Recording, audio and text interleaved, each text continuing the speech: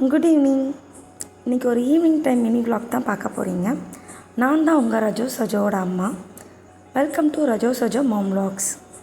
சாயந்தரம் ஒரு 7 மணி ஆயிடுச்சு. அதனால் சாமி கும்பிட்டுட்டு ஈவினிங் ரொட்டீன் ஸ்டார்ட் பண்ணுறோம்.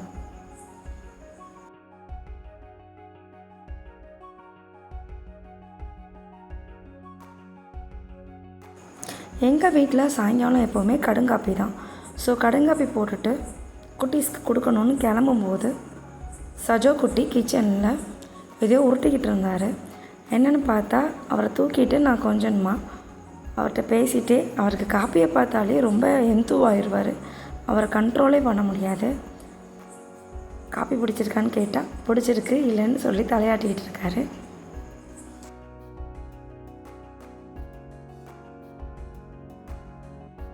காஃபி குடித்ததுக்கப்புறம் ரஜோவுக்கு ஸ்டடி டைம் தான். ரொம்பலாம் இல்லை, ஒரு 1 hour தான் படிப்பார். அவருக்கு சொல்லி கொடுக்குறதுக்குள்ளே சஜோ குட்டி பண்ணுற லூட்டித்தனத்தை பாருங்களேன். அவனை டிஸ்டர்ப் பண்ணுறது, அவனை படிக்க விடாமல் பண்ணுறது, அவனை அட்டென்ஷனாக படிக்க வைக்கிறதே பெரிய விஷயங்க. அதுலேயும் இவன் வேறு டிஸ்டர்ப் பண்ணுறது. அவன் இடையில என்னைய வேறு ரஜோ குட்டி டைவர்ட் பண்ணிகிட்டே இருப்பார். நான் ஒன்று சொல்லி கொடுத்தா அவரும் ஒன்று எனக்கு கேட்பார். கொஸ்டின் கேட்டு டைவர்ட் பண்ணிகிட்டே இருப்பார். அந்த 1 hour கண்டிப்பாக படிக்க வைக்கணும், ஒரு ஸ்டடி டைம் ரெகுலேட் பண்ணணுங்கிறதுக்காண்டி என்ன உண்டோ 1 hour மட்டும் கண்டிப்பாக உட்கார வச்சுருவேன். ரஜா குட்டி லாலிபாப் கேட்டாருங்க. ஸோ ஒரு டிஏவி லாலிபாப் தான் செஞ்சு கொடுத்துட்ருந்தேன். இது ஒன்றும் இல்லைங்க, 4 ஸ்பூன் நாட்டு சக்கரை, துளியோண்டு நெய், கொஞ்சம் தண்ணி கலந்து நல்ல பாகு காய்ச்சினதுக்கப்புறம் இந்த மாதிரி ஊற்றிட்டு ஒரு 5 minutes கழித்து கொடுத்தா லாலிபாப் ரெடி ஆயிரும். நீங்களும் செஞ்சு பார்த்துட்டு உங்கள் கிட்ஸுக்கு கொடுத்துட்டு எனக்கு ரிவ்யூவை கமெண்ட்ஸில் சொல்லுங்கள். ரஜா குட்டி ரொம்ப ஹாப்பிங்க. அதுக்கப்புறம் டின்னருக்கு கறி தோசை பண்ணலான்னு பிளான் பண்ணி கழுவின சிக்கனை நல்லா மிக்சியில் போட்டு நல்லா கோர்ஸாக கிரைண்ட் பண்ணிவிட்டு அப்புறம் வெங்காயம் தக்காளி எல்லாம் நறுக்கி வச்சுட்டு செய்யலான்னு ரெடி பண்ணிகிட்டு இருந்தாங்க. இதில் சஜோ குட்டி இதில் விளாண்டுட்டு இருந்தார் என்கிட்ட. அவருக்கு நான் சமைக்கும்போது குட்டீஸ் 2 பேருமே பக்கத்தில் நின்று எப்போதுமே கொஸ்டின் கேட்டுக்கிட்டே தான் இருப்பாங்க. நான் சாப் பண்ணுறதை பார்த்து அவருக்கு ஒரே டான்ஸிங் தான்.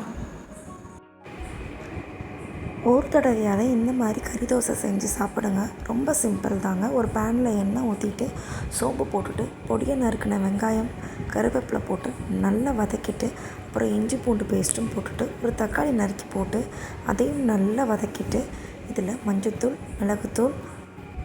மிளகாத்தூள், சீரகத்தூள், கொத்தமல்லி விதை, கரம் மசாலா, தேவையான அளவு உப்பு இவ்வளோத்தையும் போட்டு நல்லா வதக்கிட்டு அதுக்கப்புறம் நம்ம அரைச்சி வச்ச சிக்கனையும் போட்டு நல்லா சாட்டேட் பண்ணிங்கன்னா ஒரு 10 நிமிஷத்தில் கறி தோசைக்கான மசாலா ரெடி ஆயிரும்.